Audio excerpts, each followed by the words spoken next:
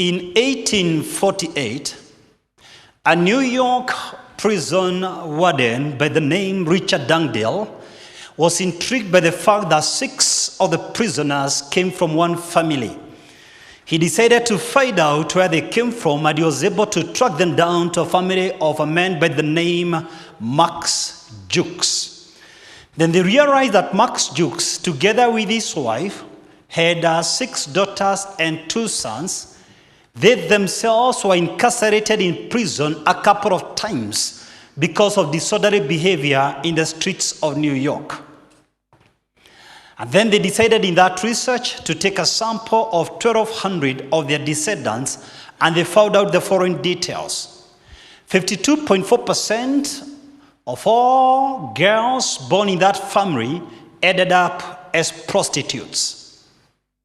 310 of them were paupers and homeless. 300 of them died before the age of 30. 180 were alcoholics, and 160 were drug addicts. 150 of them were incarcerated in prison for an average of 13 years each. 67 of them had died to syphilis, then a killer disease, and 7 of them had committed murder, all of them from one family. But during the same period, they decided to study the family of a contrasting gentleman by the name Thomas Jonathan, then president of Preston University, married to one woman, his wife Sarah, for 31 years until the day she died.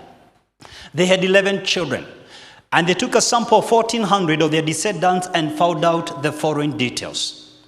13 of them ended up as college presidents. 66 of them became university professors, and another 66 of them were physicians. 75 of them either ended up serving in the army or in the navy, and 85 of them had written classic books that were selling throughout North America. 100 of them were attorneys, including 3 U.S. state judges. And another 80 of them served in senior public office, including 3 governors, 3 senators, 1 comptroller of the U.S. Treasury, and the 3rd Vice President of the United States, Aaron Burr, who served under President Thomas Jefferson.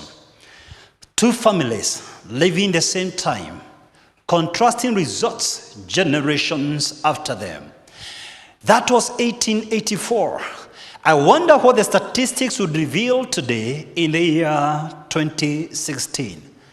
Chances are the statistics would be mind-boggling. I want to suggest at this early stage that our father's influence goes to the 4th generation after him. While there is little you can do about your ancestors, there is something you can do about your descendants. While you can't rewrite your history, you can remake your destiny. And this is the reason I want to suggest, whether you are a single mom, whether you are a potential parent, what I'm going to share tonight with you will help you, because any child in your neighborhood is your child. They look up to you to decide their conduct. When I was growing up, any parent in the neighborhood could discipline me for doing the wrong thing. When I was growing up, I would stand up when a teacher was passing by. I would be punished for untucking my shirt, for unkempt hair, for long nails, for making noise in class. When I was growing up, there was only one TV station in this great nation, which used to open somewhere around, do you remember? Was it 5 o'clock in the morning? And close about 11 o'clock. Today the channels in your house can't be numbered. Some Nigerians and Italians and Americans visit your house on that screen when you go to work. I know you don't know them, your house girl knows them. Today, the challenges are many and complex. In our high schools, this will range from lesbianism to homosexuality, to arson, to molesting teachers, to drug and substance abuse, even trafficking them. Kids are being incarcerated in prison. The challenges are overwhelming, and parental today is not for the weak and the faint-hearted. But I want to humbly suggest I am not bringing expert advice tonight. I'm one of you. I'm a seeker after the truth. You know, I read something from a guy by the name John Wilmot. He said, before I had children, I had 6 theories about how to raise children. Now I have 6 children and no theory at all. So I'm one of you. I'm a seeker after the truth. But I've had the privilege, unlike most of you, of speaking about parenting in no less than 100 sessions. I've had the privilege of researching on the same and documenting a book on the same. So I'll try to share with you some of the experiences I have found across this country and elsewhere. And I'm going to share with us tonight some 12 principles which I believe if you're going to follow this prescription, it will safeguard the future of your children. Number one, great fathers understand their children. Great parents understand their children.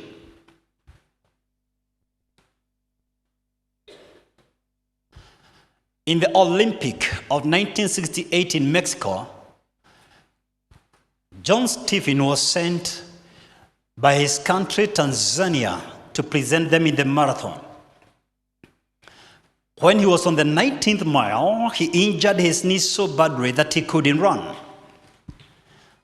In over an hour later, he was approaching the finishing line. The journalist went over to him and asked him, John Stephen, how come you kept on running after the medals were already awarded and the race was already finished? And he looked straight into the eyes of the journalist and said, excuse me, gentlemen and ladies, when my country sent me to this country and paid the air ticket, they never sent me here to compare myself with the other athletes. They sent me here to finish the race. And I want us to pick a lesson or two from that story because I realized long ago that every parent in Kenya used to be number one. Number two parents are in Uganda. Don't you know that? I also realized that all our children are well behaved. The child who misleads our children is our neighbor's child. I've been looking for your neighbor for so long.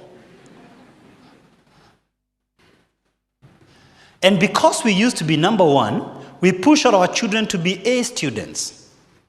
Because our parents told us if you get a good grade, you can secure a good job. And a good job means a good future. So when they are 3 or 4 or 5 years of age, the mother pushes the brother, the sister, hey, you're going to finish food before your brother or your sister, as though there was some scarcity of food in that house. And the child grabs the food as fast as the mother advised. One day they grow up, they become the governor of Nairobi, and then they remember the words of the mama, you're going to grab before your brother eats. You complain without knowing you are the mentor. We taught them to compete. How many here would confess one day they were driving, let's say to Nakuru, and then somewhere after Odero, there was another car behind you. The guy stepped on the accelerator and passed you. You felt so bad that you decided to step on your accelerator to show him you also have a car. And you started chasing after this guy, and then when you reached somewhere near the Maimayo Junction, the guy turned left. He wasn't going to Nakuru after all. You're in a race with someone who did not know. How many are guilty? Please. You see, in the race of life, we join this highway at different times, at different paces. We exit at different paces. And the idea I want to suggest today is to finish the race. We shouldn't push our child to be number one. We should be pushing them to finish their race. Let me ask you a question. Do you honestly believe that the child who used to be number one in your class in primary school or high school, academically speaking, they are doing the best in life today? Is that necessarily the case? Not quite. Talk to me if you can. Talk to me if you can. The master was going on a distant land. Let me see whether you can remember the story. He decided to give some talents to his servants. The first servant was given some 5 talents. I want to ask you guys, he worked very hard, returned how many in total? How many in total? 10. And the master said, well done, thou good and faithful servant. Enter ye into the joy of the Lord. Let me talk to this group now. Then there was a second servant who was given some 2 talents. He worked very hard. Returned how many in total? 4. Thank you. And the master said, well done, thou good and faithful servant. Enter ye into the joy of the Lord. Notice, they didn't perform equally, but they were commended equally. Because the master didn't endow them equally, he didn't expect equal returns on his investment. Let me suggest there's a child who do well in music and swimming and basketball and academics, and is a class prefect. There's another child, if they attempt to do the 5 I have mentioned, they are going to flop in all of them. Your job as a parent is to create an enabling environment for that child to identify their gift. Their maker didn't endow them equally. By God's grace, I've had the privilege of speaking to students in more than 500 schools. And one of the top 3 complaints is that mom compares me with my sister. You are not like your brother. You are not like your sister. Let me say, the child was not supposed to be like the brother. They were not supposed to be like the sister. There's a race set before us. Your task as a parent is to help the child to identify their pace, not to run on the fast lane, but to run on their track. The overwhelming majority of you are working in the corporate world where there is cutthroat competition. There are terms like beating competition. And you discuss these terms in the boardroom and you throw them down the throat of your children without censoring it. Then there was a guy who was given 1 talent. He worked very hard, returned how many? 1. Then he began to accuse the master. And he said, I knew you are hard, master. You're like reaping where you did not sow. Then the master said, why didn't you give my money to KCB or Equity or Barclays or Standard Chartered? I would have gotten it back with some interest. Go to hell where there is gnashing and wailing of teeth. Your Bible doesn't have that word hell. But I do know where there is wailing and gnashing of teeth is hell. The Bible never says he committed murder. The Bible never says he committed adultery. He went to hell courtesy of laziness. You will be held accountable for the gifts and the talents that God gave you. And that's the message you must say to your child, so that they learn how to work at home and at school and succeed in both. Teach them to attend to home chores, even as they do their homework, because they have the capacity to attend all. For the benefit of those who go to church only during Christmas, this story is in Matthew 25. Principle number 2, protect your child. Protect your child. On January the 24th, the year 2004, I had the rare chance of speaking to students at 3 Stream School on the theme Dream Killers. At the end of my presentation, a young man came over to me and said, thank you, sir, for your encouraging words of wisdom, but I've already forfeited my dream career. Why is that? I asked him. And the young man said, you know, when we were in Form 1, one of our teachers asked us what we would like to do in life. And I said, I'd like to be a journalist, specifically reading news in prime hour. No sooner had the class ended than one of the boys came over to me and said, excuse me, you just can't read news. What's wrong with you? Ever gone to the TV, look at how the TV guys look like, and then get back to the media and look at yourself squarely? Do you realize there's no media house that can employ you even if you pay them to employ you? And the boy forfeited his dream career. In a school not so far from there, I was speaking to Form 2 boys on sexuality. At the end of my talk, a boy came over to me and said, sir, I'm hated by my classmates. I asked him why. He said, they say I have a big nose. To be honest with you, ladies and gentlemen, I never realized the size of that boy's nose. But I've got some good news for you. It's about 6 years now since he graduated from the University of Nairobi, and the size of his nose has not yet changed. I learned from that event, boys with low self-esteem are highly vulnerable to violence or violent language trying to prove they're still around. Often than not, when you see a boy bullying the others in school, they are trying to express themselves. Boys with high self-esteem need not prove their manhood to anyone. They recognize it doesn't reside in the abundance of their muscles. They are comfortable with themselves. Girls with low self-esteem are highly vulnerable to sexual promiscuity, looking for approval, looking for affirmation. Girls with high self-esteem need not to prove their beauty to anyone. They don't need any dude in the street to confirm they're beautiful because they had the word love for the first time from their fathers. It is your duty as a father to form an emotional edge around your children so that they don't need to seek it elsewhere. Because elsewhere, although the word spoken is love, they are speaking lust in their hearts. Protect your children emotionally. Why? Children below the age of 10 speak pure truth uncensored. Unlike adults, they don't have the decorum that you and I have. So if one among them is too far, they just say it as they feel like. Wewe ni mnono sana, utakuwa farasi yetu, beba sasa tubebe pa pa pa pa pa pa.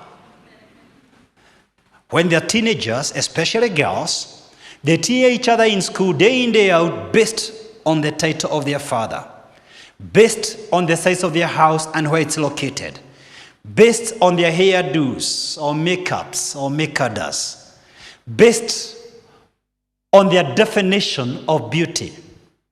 It is your job as a parent to reassure them about their future so that they don't always focus on what they don't have and they begin to focus on what they do have, so that they can count on their blessings, not on their limitations, so that they can appreciate in this life. You can't have everything you want, but you can achieve the one thing that you're looking for.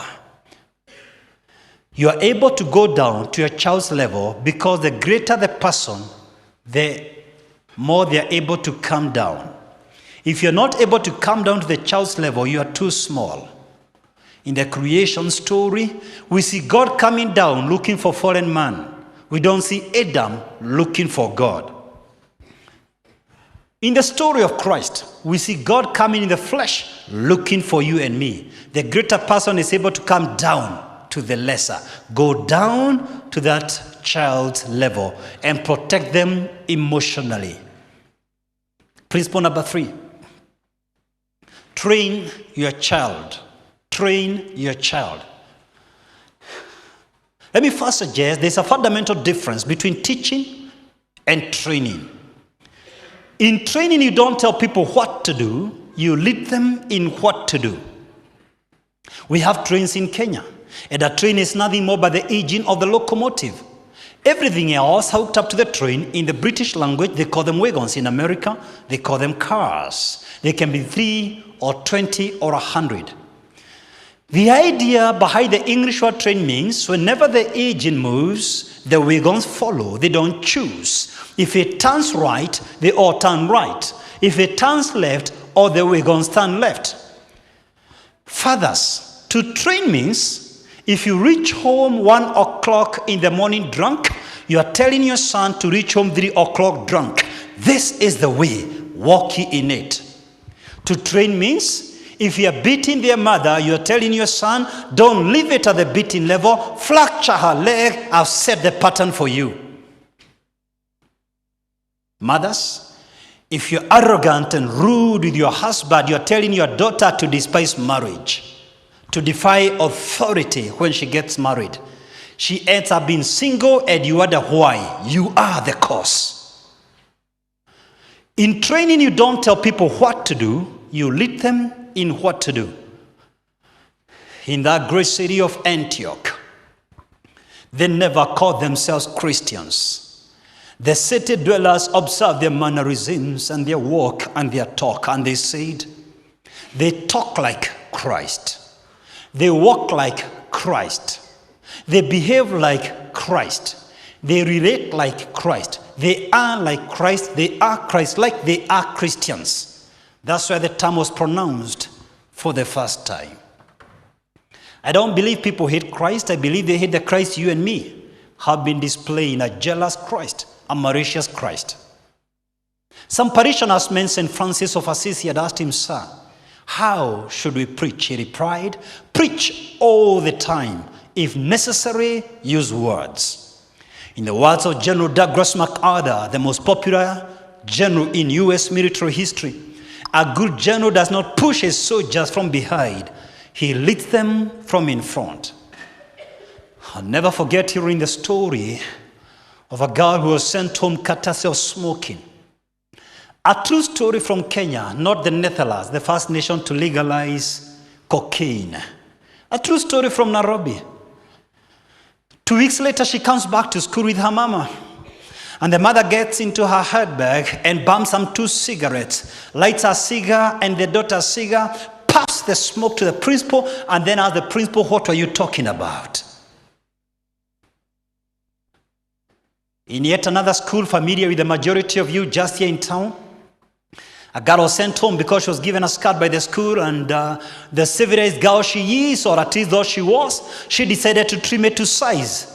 And the principal did what principals have done since the beginning of times, sent her home to regain her sanity. She comes back to school with her mama, and the principal looks at the mother's skirt, daughter's skirt, mother's skirt, daughter's skirt. Suddenly, the spirit of wisdom came upon the principal, and the principal said, your daughter has deteriorated in academics.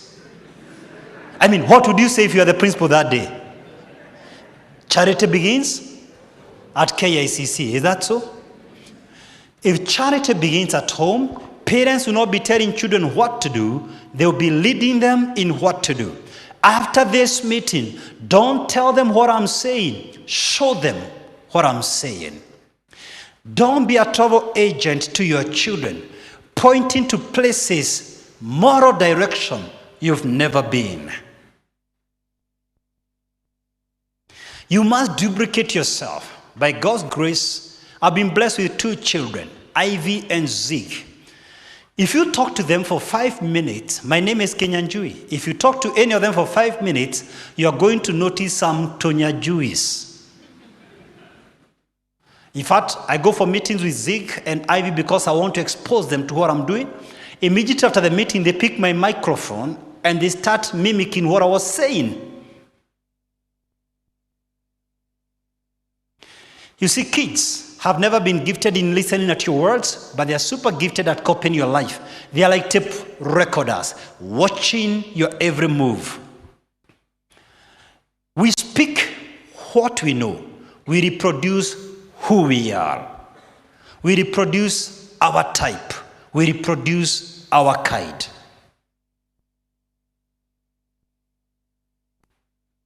Lead your children from the front. Principle number 4, connect with your child. Great fathers connect with your children.